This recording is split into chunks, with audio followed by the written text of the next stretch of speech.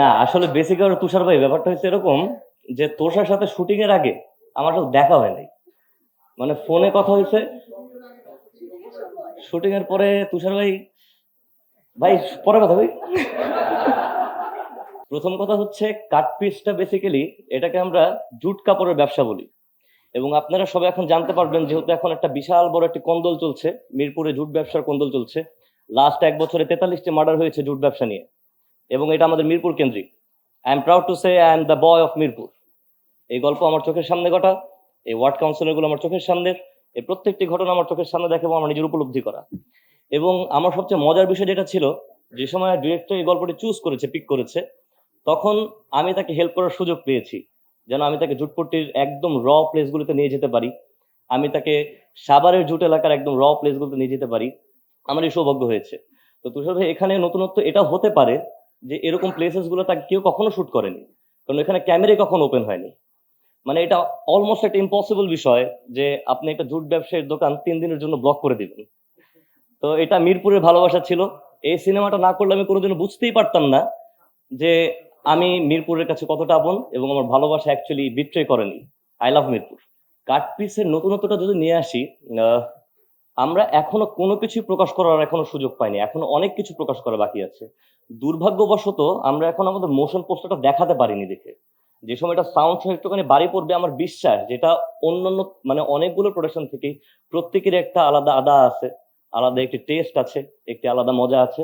আমরাও একটুখানি মজা করে আমাদের রেসিপি রান্না করেছি। এটা আমরা মিউজিক একটুখানি বাড়ি মেরে দেখাতে পারবো বোধহয়, যে সময় আমাদের এফডিসি আমাদেরকে সাহায্য সহযোগিতা করবে, যখন সাউন্ডটা ধাম করে উঠবে।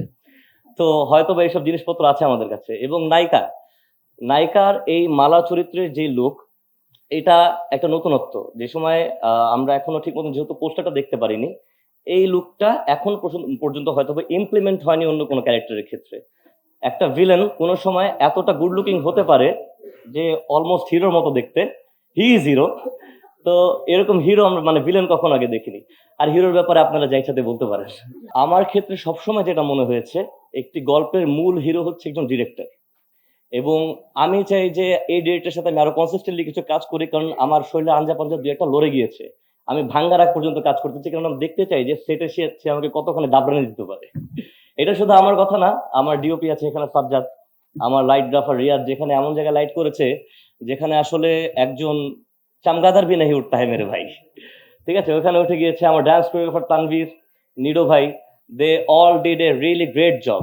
তো এই টিমটা, আমি চাই এই টিমটার সাথে আরেকটু কাজ করতে। You can say that is a crime thriller, and the most important thing is আমাদের সবকিছুর ঊর্ধ্বে থাকে আমাদের দেশ, আমাদের মাটি, আমাদের বাংলাদেশ। আমরা চেষ্টা করেছি এখানে আইটেম সং রাখা সত্ত্বেও, রোমান্টিক সং রাখা সত্ত্বেও, সিনেম্যাটিক ড্রামা রাখা সত্ত্বেও আমাদের দেশকে কিভাবে এখানে একটি বড় পর্যায়ে নেওয়া যায়, সেটার আমরা ছোট মানুষরা একটু ছোট চেষ্টা করেছি। হয়তো বা সেটা সবচেয়ে বড় অ্যাট্রাকশন হতে পারে। জাকির ভাই, ইট ওয়াজ ফুল অফ চ্যালেঞ্জ। কারণ ডিরেক্টরের একটা বিশাল বড় গুণ আছে, ডিরেক্টর যখন অ্যাকশন বলে তার কাট বলতে ইচ্ছা করে না। এবং আমি একটা সিন এরকম আছে যে আমি মোটামুটি 25 ফুট উপরে একটা ট্রাকের ভিতরে আছি, এবং যেহেতু আমি কোনো ডামি ইউজ করিনি, আমার কাঁধে হচ্ছে একজন বাচ্চা, এবং ডিরেক্টর বলছে তুই লাফ দে। এবং আমি ফলস লক মানে লুক দিতে দিতে চেয়ে দিতে পারছি না, কারণ ফলস লুক পড়ে যাচ্ছে। আমি ওইখান থেকে লাফ দিয়েছি ভাই। তো টোটালটা চ্যালেঞ্জিং বিষয় হচ্ছে মাসুদ ভাই আমাকে কম মারেনি, চামের উপরে 4-5 জন, এবং ডিরেক্টর ওখান থেকে বলতো এ তোরা মার। তো মার মানে আমাকে বলতো, ওরা মনে করতো ওদেরকে মারতে বলতেছে, তো হিরো হিসেবে আমি অনেক মেরে খেয়েছি। থ্যাংক ইউ সো মাচ ভাই।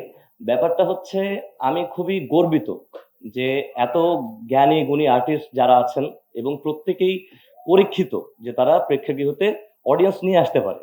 এবং আমি একজন ছোট মানুষ, আমার আগের প্রোডাকশনটা কলকাতায় ছিল। আমি আরেকবার আসলে ধন্যবাদ জানাতে, যেহেতু এই প্রোডাকশনের কথা চলে আসে। আহ, আমাদের স্যাটেলাইট বন্ধ হয়ে গিয়েছিল, কারেন্ট ছিল না। সে সময় আমার জন্য আপনারা 28টা ইউজ করেছিলেন। So it's a history. So thank you so much for you guys, যে আপনারা আমাকে খরার ভিতরে সাপোর্টটা দিয়েছিলেন। তো ওই সাপোর্টটার পরে এখন আমার যেটা বিশ্বাস, এবং আজকে এতগুলো ক্যামেরা আমার সামনে দেখার পরে আমার বিশ্বাসটা আরো বেড়ে গিয়েছে যে প্রেক্ষাগৃহতে হয়তো বা আমি হাউসফুল করতে পারবো ইনশাল্লাহ, যদি আপনারা সাপোর্টটা দেন।